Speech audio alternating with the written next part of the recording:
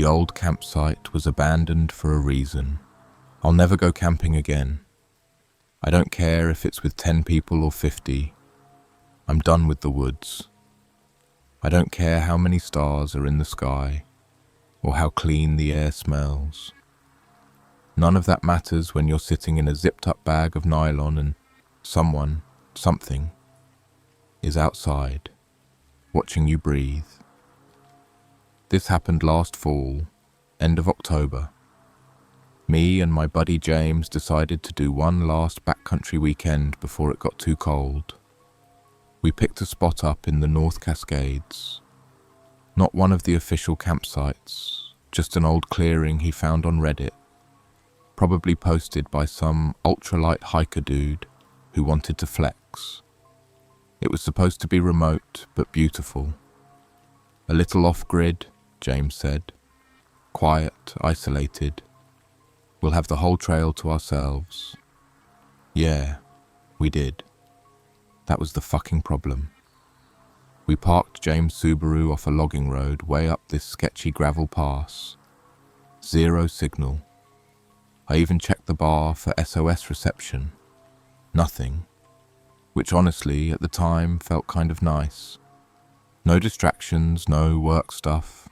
Just nature. Just peace. We hiked in maybe 6 miles. Dense forest, rocky climbs, a couple sketchy switchbacks. I remember we passed this busted old hunting shack about halfway in. Just a rotted out structure with a half-collapsed roof. James joked that some guy probably died in there, which was funny in that moment, the kind of stupid, morbid thing you laugh about when you're not thinking anything real could happen. The weirdness didn't start until after sunset. We had our camp set up in this narrow clearing surrounded by tall pines. It felt boxed in. I didn't like it much, but it was flat, and we were losing light. I cooked on the jet boil, some dehydrated chicken and rice, nothing special. James cracked open a couple beers from the cooler, and we sat by our little fire, talking about dumb shit. The air had that sharp, late fall chill, but we were layered up. Everything felt normal, until it didn't. Around 10:30 we heard branches snapping. Not animal sounds, these were deliberate, like footsteps, slow ones, heavy, crunch, pause, crunch. James killed the lantern and we just sat there in the dark. Both of us wide-eyed, not saying a word. Probably a deer, he whispered, but his voice was tight. I wanted to believe that, I really did. But it didn't sound like a deer. It sounded like someone pacing in a half circle around our tent. Never coming too close. Just watching. It stopped eventually. We waited another half hour before crawling into the tent. I didn't sleep, not even a minute. Every gust of wind, every rustle of the trees, I thought someone was out there, waiting, and I was right. We woke up the next morning to find shoe prints around the tent, actual boot prints. They circled us twice, then veered off into the woods. Deep treads, maybe a men's 11 or 12, way bigger than mine. James tried to brush it off like it was probably just some hiker who got lost and stumbled into our camp. But who walks in circles around a tent in the middle of the night and doesn't say anything? There were no other tents, no campfires, no voices. We hadn't seen another person since we left the car. I was ready to pack up and leave right then, but James insisted we stick it out. One more night, he said. We probably scared the guy off. We'll keep the hatchet close. Worst case, we confront him. That was a mistake. I spent the whole day with this pit in my stomach. You know that sick, crawling feeling when you just know you're not alone? I kept looking over my shoulder. Every branch snapping made me flinch. We even found something else that afternoon. One of our water bottles had been moved. Not far, just a couple feet from where we left it. But it was standing upright in the center of the trail, like someone placed it there. That night, we didn't bother with a fire. We didn't talk, just sat in the tent, knives next to our sleeping bags, listening. And that's when the laughing started. It came from the woods, far away at first, then closer. Slow, wheezy laughter, like someone who'd smoked for 40 years and thought something was hilarious. It wasn't a normal laugh. It sounded wrong, like a voice trying to imitate one, deliberate, taunting. I whispered to James, "What the fuck is that?" He didn't answer. He just held the hatchet tighter. The laughter stopped. Then, and I swear I'm not making this up, we heard whispering, clear as day, just outside the tent. "You awake in there?" That voice, low, male, dry and hoarse like it hadn't spoken in years. Neither of us moved. More whispering. "I saw your fire. You're not good at hiding." James unzipped the tent so fast I thought he was going to lunge out and fight. But the moment he did, we realized no one was there. Flashlights up, nothing, no movement, no footprints. But we were being hunted. We didn't sleep that night either. And when the sun came up, we realized there was something carved into the trunk of the pine tree next to us. Just 4 words. Stay one more night. I stood there just staring at that tree for maybe a full minute. Not breathing, not blinking. My brain refused to accept what I was looking at. Stay one more night. 4 words. Carved deep. Fresh. You could still see the pale, raw wood underneath like someone had done it that night. Maybe while we were inside the tent. Maybe while we were sleeping. James didn't say anything right away. Just crouched down near the base of the tree, running his fingers over the grooves like touching it would make it make sense. His face was pale. I think he was trying not to freak me out, but I could see his jaw clenching and unclenching. "Dude," I said, my voice cracking like I hadn't used it in days. "We have to leave. Now." James nodded slowly, but he was in that kind of shock mode where your body moves before your brain catches up. He grabbed his pack, stuffed everything into it like it was on fire. I didn't even bother folding the tent, just crammed it in, left the stakes behind. The entire site looked like something out of a horror movie by the time we were done. Fire pit still smouldering, one camp chair tipped over, trash bag half full. We didn't talk for the first half hour of hiking, just pushed forward fast as hell through that winding trail, ears tuned to every twig snap and birdsong. There was noise in the woods. I remember that specifically. But it was wrong, like the birds would start chirping, then stop all at once.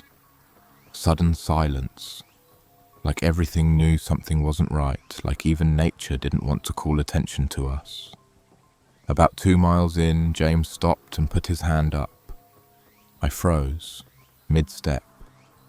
There, on the edge of the trail, about 30 feet ahead, was a person, just standing there. No gear, no pack, no jacket, wearing what looked like a faded red flannel, sleeves rolled to the elbows, jeans soaked up to the knees with mud. He was tall, probably over 6 foot, just standing sideways to us like he hadn't made up his mind whether to block our path or not. I couldn't see his face clearly at first, but I didn't need to. My whole body screamed, "Don't get closer." James whispered, "Hey." "You okay, man?" The guy didn't move, didn't turn his head. He just slowly, so fucking slowly, took one step back into the trees, never broke eye contact. Then he smiled. It was the kind of smile that doesn't reach the eyes, just a slow, twitchy baring of teeth, like he was savoring something, like he knew we couldn't run fast enough. James grabbed my arm. "Backtrack, now." We turned around fast, and I don't mean a calm, measured retreat. We ran. Packs bouncing, branches slapping us. One of my water bottles flew off, and I didn't stop to get it. We didn't say a word until we made it back to that old collapsed hunting shack we passed on the first day. That's when we realized the trail markers were gone. Like, not just missing, removed.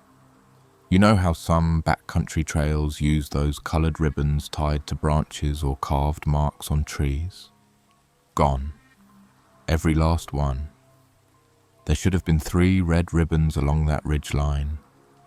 Instead, there was just bark, freshly scraped clean. James dropped his pack and started cursing under his breath.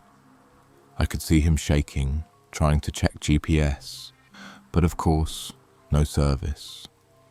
The map on his All Trails app wasn't loading, just that stupid spinning wheel. "What the fuck is happening?" he muttered. I started thinking maybe we were lost, maybe we were walking in circles, but the terrain felt familiar. I knew we were going the right direction, so how the hell were we back at that shack? We went inside just to regroup. Big mistake. The interior was pitch dark even during the day. Rotting floorboards, old mattress in the corner with some kind of animal nest in it. Walls covered in rusted nails and peeling paint. And on the back wall, written in what looked like ash or maybe charcoal, "I follow the lost." I didn't even tell James. I just backed out and started walking. Fast. Couldn't look at that message any longer without thinking about that smile, that red flannel, that night. We walked another 2 miles, no water, no trail signs, no nothing, just endless pines and switchbacks. Then we found something worse than the carving. It was a sock, laying right in the middle of the trail, dirty, torn. One of those cheap white Costco ones, but it looked recent, not weathered or sun-bleached. James looked at me and said, "That's not yours, right?" "No." He didn't answer after that, just picked up the pace. We started hearing voices again after that. Not the whispering kind this time, more like people talking a few 100 feet away. Laughing, coughing, then stopping all at once. I remember stopping to listen, and James said, "Don't. It's a trap." And that's when I knew. He was thinking the same thing I was. This wasn't just some weirdo playing games, this was planned. Someone, or some people, were out there, living in those woods, hunting hikers, maybe for sport, maybe for fun. And they were really good at it. The worst part, when we finally saw the Subaru again, parked right where we left it, at the edge of the tree line, there was something sticking out of the driver's side window, a Polaroid. I took it, and I still have it. It's a photo of me and James, sitting at our campfire, the first night, taken from maybe 20 feet away. The firelight lit our faces just enough. James was mid-laugh. I was staring into the pot, stirring food.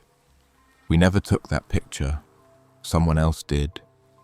I didn't say anything at first, just stared at the Polaroid, holding it with 2 fingers like it was covered in something toxic. It didn't make sense. My hands were shaking. I kept flipping it over and over like maybe there'd be a note written on the back. A date. A name. Anything. But there was nothing. Just the photo. That little square of frozen time. And the sick fact that someone had stood there, close enough to touch us, and taken it without us ever noticing. James leaned over, squinted and said, "What the fuck is that?" I didn't answer, just handed it to him slowly. He didn't laugh, didn't even blink. He just looked at it like it was a death certificate. We didn't... His voice trailed off. He folded it in half and stuffed it into his jacket pocket, like it burned to look at. That's when I noticed the Subaru. The doors were unlocked. We always lock the car. Always. Especially way the hell out in the mountains where some meth head could be lurking around. But when I yanked the passenger side, it popped right open like we'd left it that way. Inside looked mostly normal. My empty coffee cup was still in the holder. James's Costco trail mix bag on the seat. Except the glove box was wide open. Inside it, someone had left a single old-school hotel key, like the kind with the big brass number tag attached. It said, Room 6, Pine Creek Motor Lodge. I looked at James. He looked at me. Neither of us said a word for a few seconds. Then James said what I was already thinking. We never stayed there. He picked it up, turned it over. No address, no contact, just that number. Room 6. We were losing it. I mean that in the literal psychological sense. My mouth was dry, my stomach was doing flips. The rational part of me was trying to say, okay, this is a prank, this is just someone fucking with us. But deep down I knew this was personal. Someone had chosen us. We got in the car and tore the hell out of there. James drove like he was being chased, doing 50 on a road meant for 25, fishtailing on loose gravel. Neither of us said a word until we got to the main highway. The signal came back in a flash, and I turned my phone on immediately, just desperate for some normality. I had 5 bars. Full LTE. I typed Pine Creek Motor Lodge into Google Maps. One result popped up. Not in Washington. In fucking Montana. Some run-down, off-the-map motel near Flathead Forest. No reviews, no website. Just one blurry street view image that looked like it was from 2007. A crooked neon sign, weeds growing through the parking lot. A building that looked more abandoned than anything. I showed it to James. He just muttered, "What the hell is happening?" We didn't go there, obviously. We drove straight back to Seattle. Got home just after dark, and I remember how wrong my apartment felt when I walked in. Like I didn't belong there anymore. Like whatever happened out there had followed me back. I threw my pack in the closet and didn't unpack it for 3 days. That night I didn't sleep. Every sound made me flinch. The neighbors upstairs walking. I thought it was someone breaking in. The heater kicking on. My brain said footsteps. I was spiraling. So around 3 a.m, I got out of bed, went to the kitchen, and pulled the Polaroid back out of the drawer where I'd shoved it. And something hit me. Something off. In the photo, the one of me and James sitting by the fire, there's a third shape, barely visible, behind a tree, in the shadows, just at the edge of the frame, almost out of sight. A figure, slouched, tall, watching. I dropped it, backed away like it was going to move. My heart felt like it stopped for a second, because that thing behind the tree, it wasn't just a shadow. It had a face, a smile, same one we saw on the trail, same twisted, thin grin, like it never left. The next day I tried to get on with life, work, groceries, pretending things were normal. James wasn't answering my texts though, not even my calls. 3 days, nothing. I started to get worried, drove to his apartment on Capitol Hill, buzzed his unit. No response. I could see his car out front, but the windows were dark and the blinds were drawn. I knocked. Nothing. Just as I was about to leave, I noticed something on the door, taped there. Another Polaroid. This one was different. It was a picture of me, standing outside James's apartment, taken from behind. I spun around, heart racing, looked in every direction. No one. Not a single person on the street. I tore the photo off the door and bolted back to my car. Slammed the door, locked it, sat there with my hands gripping the wheel until the panic passed. I tried calling James again, straight to voicemail. That night, I couldn't take it anymore. I called the cops. I told them I hadn't heard from my friend in 4 days, that he might be missing, that we had some weird experience while hiking. I didn't give details. I mean, what was I supposed to say? Hey, we were hunted by a psycho mountain man and now someone's leaving Polaroids of me at my friend's house. They agreed to do a wellness check, but by the time they got there, James was gone. Apartment locked from the inside. Nothing stolen, just gone. The weirdest part, they found a note on his kitchen table, scrawled in Sharpie on the back of a gas station receipt. He followed us back. That was 2 weeks ago. And last night, I got another photo slid under my door sometime while I was sleeping. It's a Polaroid of me in bed, taken from inside my room. I don't know what to do anymore. I don't know who he is, or how many there are, or what they want. But I know this. We shouldn't have gone to that campsite. And we sure as hell should have left after the first night. But we didn't. I didn't scream when I found the photo. I just sat there, staring at it under the kitchen light, mouth dry, ears ringing, hands refusing to stop shaking. My knees buckled and I slid down to the floor with it clenched in my fist. That slick white border starting to warp from the sweat on my fingers. There I was, lying in bed, blanket half off, mouth slightly open, just like how I'd fallen asleep. The photo was taken from my bedroom doorway, not the window, not a long lens, right from inside, close. He'd been in my apartment. I live on the 3rd floor, gated building, locked hallway. You need a fob to get in.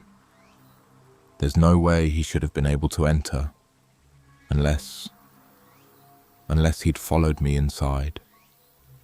One of those nights when I got home late and didn't check the hallway. Or maybe he already was inside. I don't know. I don't know anything anymore. I tore my place apart after that. Checked closets, under the bed, behind the shower curtain, opened every drawer like something might crawl out. I unplugged the microwave because I couldn't stand the red glow of the clock. I pushed the couch in front of the front door and sat up all night with the lights on and a kitchen knife in my hand. And still, I felt watched. I kept replaying the hike in my head, trying to pinpoint the moment when we lost control, when something changed. The night we heard the laughter, the whispering, the footprints. No, It was before that. I think now it was when we passed the shack. That place felt wrong, like it wasn't just some abandoned shelter. It was a marker, a line, and we crossed it. The next morning, I drove out to the police station. Not to report a crime, I knew how that would go. Someone's leaving photos of me inside my apartment would get me 2 questions and a wellness check. But I thought maybe they'd heard something.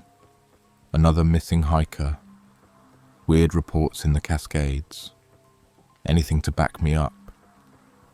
But when I asked to speak to someone about James's case, the desk cop just stared at me and said, "There's no open case under that name." I said, "James Coulter. I called 4 days ago. You guys did a wellness check." He looked again, tapped a few keys, shook his head. "Sorry, nothing's coming up." "Are you sure that's the name?" I stood there, frozen. "Yes, I was here. You sent someone." He just stared at me, polite and blank. "We don't have any record of that. You can file a report if he's still missing." I left without saying another word. Got in my car and sat in the parking lot for 20 minutes, heart pounding so loud I couldn't think.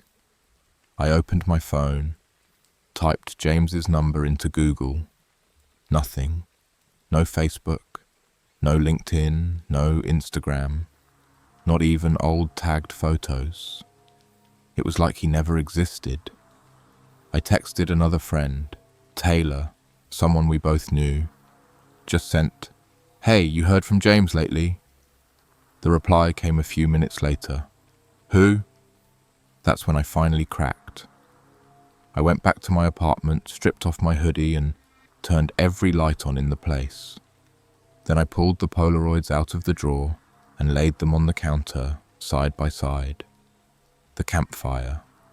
Me outside James's building. Me asleep. The third one still smelled faintly of dust, like it had come from a basement or a dark room. I stared at the background in the campfire photo, trying to make out the thing behind the tree, the figure. And for a second, just a second, I had this memory, or maybe it was a hallucination, of that same face, that twisted grin, leaning closer to me in the dark. Something wet dripping on my neck, breathing, inches away. I jumped back from the counter and knocked over the stool, told myself I was sleep deprived, paranoid, delusional, but I wasn't, because I found something else that night. The back of the campfire photo. I hadn't looked at it in a while. When I flipped it over again, there was something new. I'm telling you, it wasn't there before. It was written in what looked like pencil, smeared and faint, but legible. Room 6 is ready. I dropped it. No. This is when any sane person would leave the city, go to a friend's, call a priest, I don't know. But instead, I made the worst decision I've ever made. I looked up Pine Creek Motor Lodge again. It was still listed on Google Maps. Just one photo, no directions, no website. But this time there was a new review, posted yesterday, no stars. He waits there now. That's all it said. I didn't tell anyone I was going. I couldn't. Who would believe me? I just packed a duffel, flashlight, 2 knives, a crowbar, water, and all 3 Polaroids. I filled up the tank and drove 10 hours straight through Washington into Montana. My hands cramped from gripping the wheel. The radio stayed off. When I got close to the coordinates, the paved road gave out. I was on gravel again, just like before. I didn't see a single car for miles. The sign for the motel came into view just after sunset. Pine Creek Motor Lodge, rusted iron letters hanging at an angle, like the wind had tried to rip them off years ago. The building looked abandoned, grey, rotted siding, moss on the roof, no lights. But there were cars in the lot, 4 of them, all parked neatly in a row, covered in dust, flat tires. One still had Idaho plates that expired in 2016, and every single one had something in the passenger seat, a Polaroid. I didn't go to the front desk. I went straight to room 6. Door was unlocked. I opened it. The room was empty. No furniture, no bed, no sink. Just a wooden floor, cracked walls, and a camera. One of those old instant film cameras sitting on a crate in the middle of the floor, pointed directly at the door. Behind it, on the wall, hundreds of photos, taped, layered, peeling from humidity, all of people sleeping, some in tents, some in cabins, some in cars, and in every single photo, somewhere in the background, sometimes barely visible, was him. That same slouched figure, always watching, sometimes smiling, sometimes not. And at the bottom, scrawled across the wall in charcoal or dirt or blood, I don't know, were the words, "They always come back." I turned and ran. I didn't stop to catch my breath until I was back in the car, halfway down the gravel road, tires bouncing over potholes, screaming without realizing it. I don't remember the rest of the drive. I just remember waking up the next morning in my apartment, door locked, blinds shut. The Polaroids were gone, every single one. But in their place, laid out neatly on the kitchen counter, was a new one. A photo of James, standing in room 6, smiling. I didn't touch it, I didn't even breathe near it. The photo of James, placed so perfectly in the middle of the counter, was too clean, too crisp, like it hadn't just appeared out of nowhere, like it belonged there, like someone had been in my apartment again and wanted me to know it. He was smiling in the picture, but it wasn't his real smile, not the crooked, snarky one he used when he was drunk, or the quiet smirk he'd make when he beat me at cards. This smile was tight, pulled, strained across his face like it had been put there by someone else. His eyes were too wide, blank. Behind him I could see the wall of room 6, same rotting drywall, same warped wood floor, but it wasn't just him in the room. There was something in the corner, in the dark. A slouched figure, arms long, head slightly tilted, knees bent outward like a puppet mid-collapse. He wasn't looking at James in the photo, he was looking at the camera, at me. I backed away. My stomach turned. I swear, for a moment I thought I was going to pass out. I turned and vomited in the sink, the water running so hard I didn't even hear myself retch. All I kept thinking was, he didn't escape. He never left that place. And whatever that thing was, whoever he was, he had James now. And maybe James was still alive in some way, but not free, not himself anymore. I tried to get help.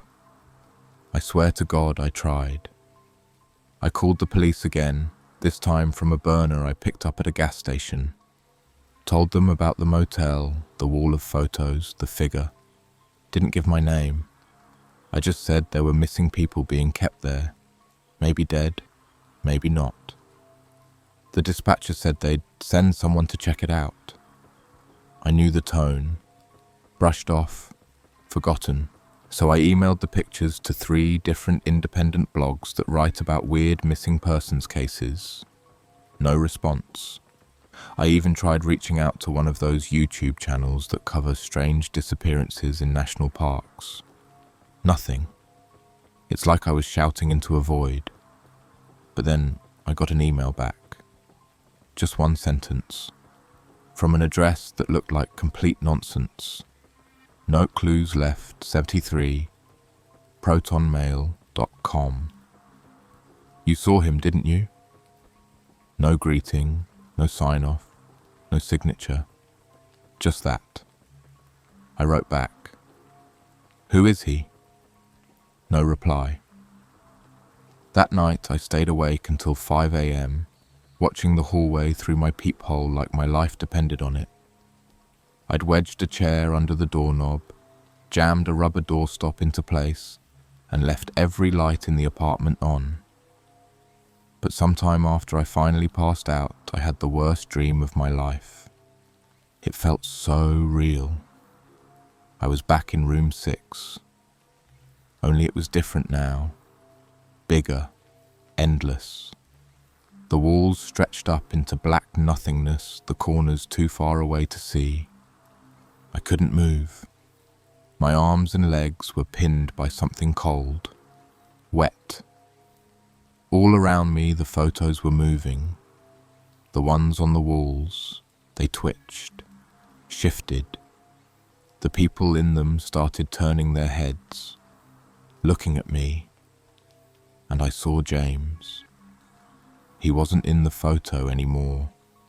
He was in the room, standing across from me, wearing the same clothes from the hike, his skin pale and wrong and waxy like it had been peeled off and put back on. He smiled, and behind him, from the shadows, the slouched man stepped forward. He moved wrong, too fluid, like his joints didn't follow the rules. Long arms swinging loosely at his sides, head tilted as if curious. I couldn't see his face fully, only hints of a nose, the curve of a cheek, but I felt it. That grin. The one burned into my brain, the one that always seemed to be too close. He leaned in near my face and whispered, "One more night." I woke up choking. My throat was bone dry, my skin clammy. I swore I felt breath on my neck for a second after my eyes opened.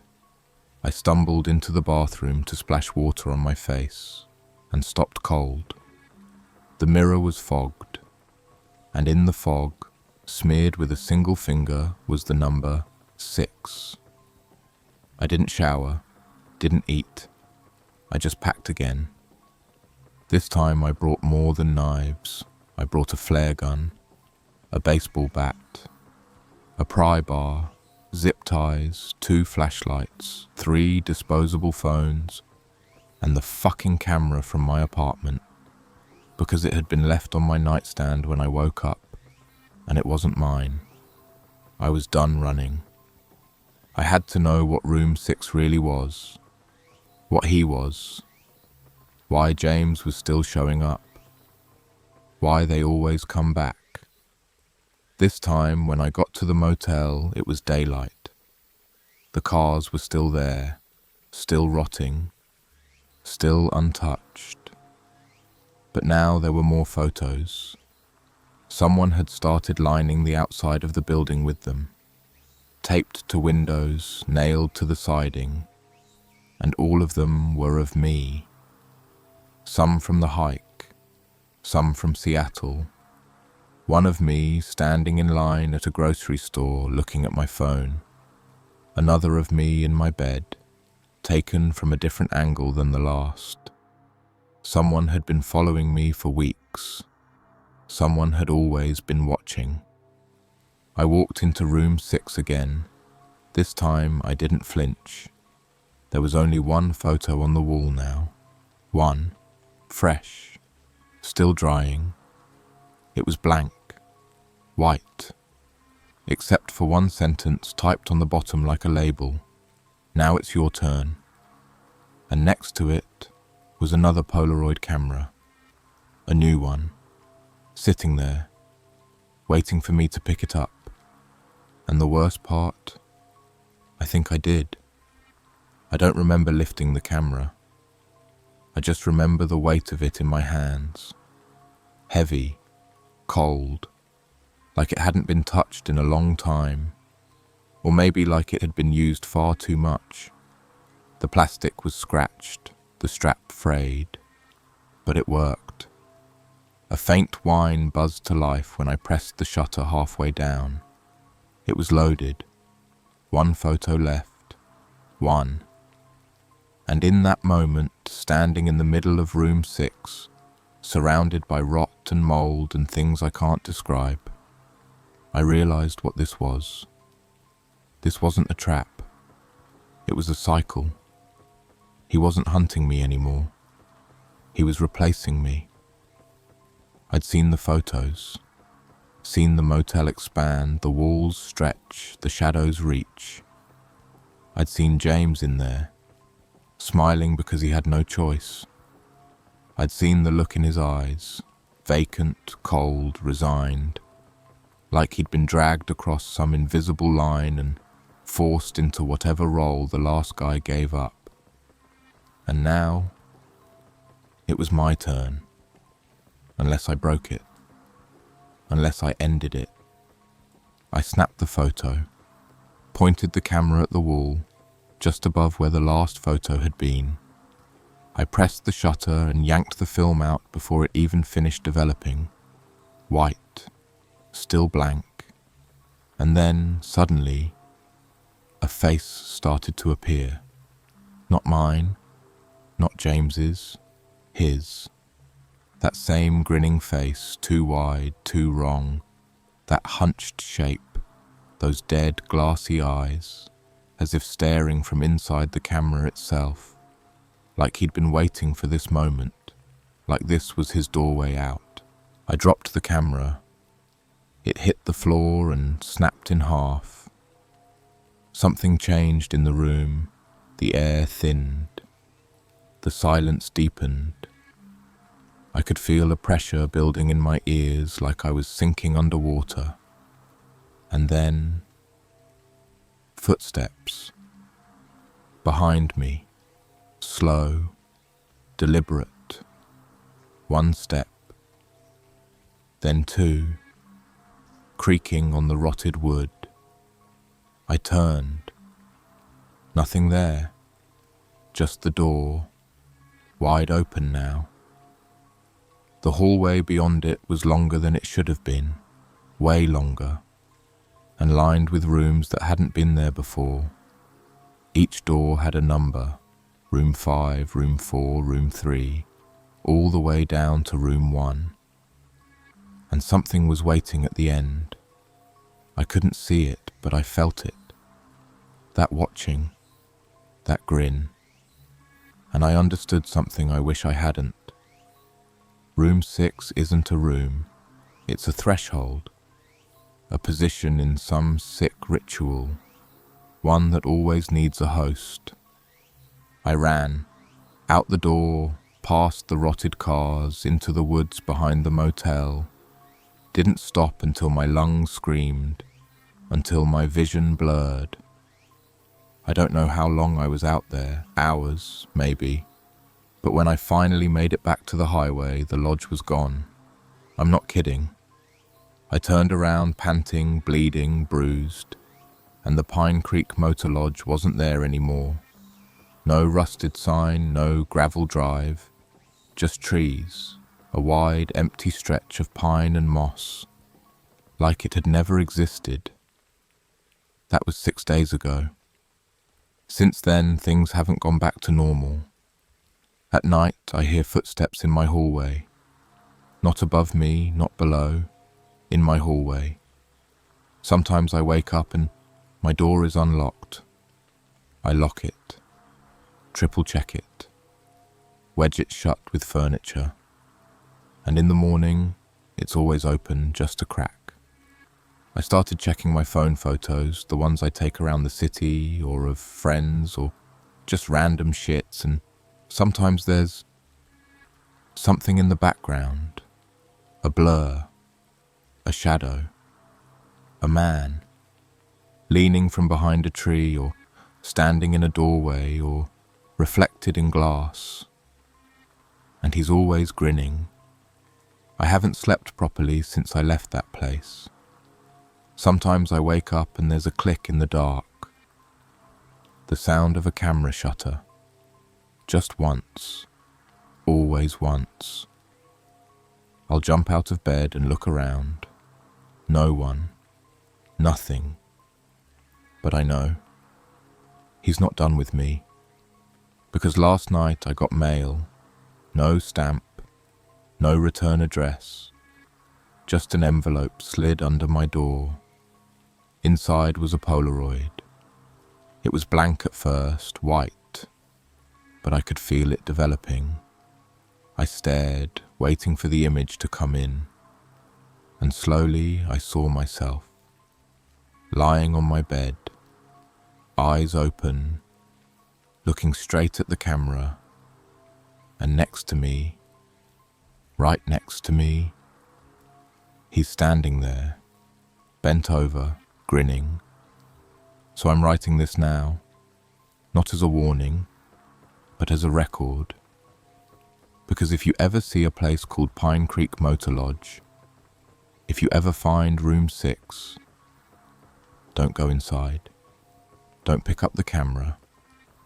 Don't take the photo, don't look at the walls, because once you see him, he sees you too. And sooner or later, he'll want you to smile.